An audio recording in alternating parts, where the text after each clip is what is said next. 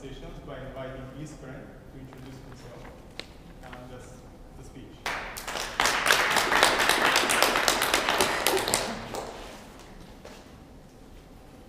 Mr. Toastmaster, ladies and gentlemen, today is my first speech here, and I'm supposed to introduce myself, so you'll get to know me better. I'm not a guy that will start telling you who I am and what I do. I prefer to tell you what I do and how I do it. Today I decided to present myself by my favorite hobby, traveling. When I was about to go abroad for the first time, I thought that I just want to go off once to see how it is, and that's it. I was so wrong. It's like an addiction. The more you travel, the more you want to see new places and go even further. Let me tell you about my trip to Milan, Italy. I was there from an exchange program from my university in Ruse. I stayed there for 1 semester, studying computer science. When I arrived at the train station, I was convinced that I don't need to learn any Italian and I would just fine with my English. This wasn't in comport with the fact, so I had to pay the piper, of course. At the ticket desk, not a single person was able to say even one word in English. After 15 minutes of, let's say, interesting waving of my hands, head, and even my legs, the guy at the desk was already printing my ticket and taking my money. I was proud of myself. Of course, at the very next moment, I realized he gave me a ticket for Lyon, France. That's the way Italians are, I guess. I don't know. While talking about funny misunderstandings, I remember when I was in the USA, I was there on a work and travel program. This was my first journey outside Bulgaria, and what a journey it was. So to the point, I was working as a waiter in one very fancy restaurant. The job was good, the money was great, and of course there were a lot of funny stories there. One day I had two children, husband and wife. Everything was fine. They liked their dishes. But at one point, the man asked me to give him some fresh pepper. That's what he said. I said, of course, without even being sure what exactly he meant. So I went to the kitchen and asked him to give me green pepper, because I thought that's what he wanted. I took 2, just to be sure he would be happy. I cut them very precisely, and I brought them on the table. The man looked at the plate, looked at me, looked at the plate again. He was a bit shocked. Of course, he expected some grains of pepper to green on his dish.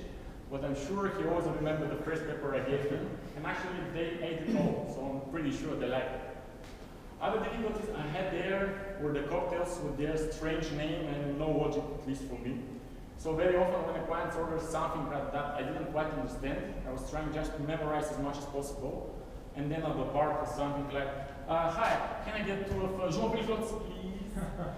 And the bartender was like, what? I don't know how, every time he managed to give me the drink I needed. He was a wonderful guy. Of course, this wasn't a dream job for me, but I think it taught me how to speak with people in English, because right now I'm working as a software engineer, and on both places, the same rule applies. The client is always right, unless he's Indian, but that's another story. And one last story for me, very dramatic, at least it was for me. A friend of mine asked me to visit her in Madrid for a week. I said, of course. We agreed on a place where we should meet in the city center. I was there on time, no problems, but she wasn't there. So I started waiting, and after 15 minutes, she didn't show up. I tried calling her, but of course, in this situation, the phone is dead. So I couldn't reach her. It was well after 7 p.m. in the evening, so it was getting dark, and I imagined myself sleeping in my suitcase somewhere. And actually, the suitcase was pretty big, so I was going to fit there nicely. The good thing was that I had the address where she was living, so I started asking people how to get there. In Madrid, I found 2 types of people. 1, tourists, perfect English, 0 knowledge about streets, addresses, whatever. 2, local people, 0 English, and they just couldn't help me with their Spanish explanations. So I was wandering around the streets with almost no hope left. And then I saw 2 girls in front of an ATM machine. I said to myself, it can't be worse, so I'll give it a try. I reached there and asked them if they can help me. The first thing they said to me was something like, no habla inglés, or something like this. At that point, this couldn't stop me. I was convinced that these 2 girls should help somehow. I have a little tiny sheet of paper with the address, so I was pointing the address to them. And at that point, one of the girls took the address, looked at it, and said something starting with CC. I was saved. They took me to the address, and it turns out that these two girls were roommates to my friend. In a city with population of more than 3 million people, I found these two girls. If this is not some pure luck, I don't know what it is. Okay, so these were just a few stories from the rich arsenal I had. I hope you enjoyed them, and I'm looking forward for your comments and suggestions. Thank you.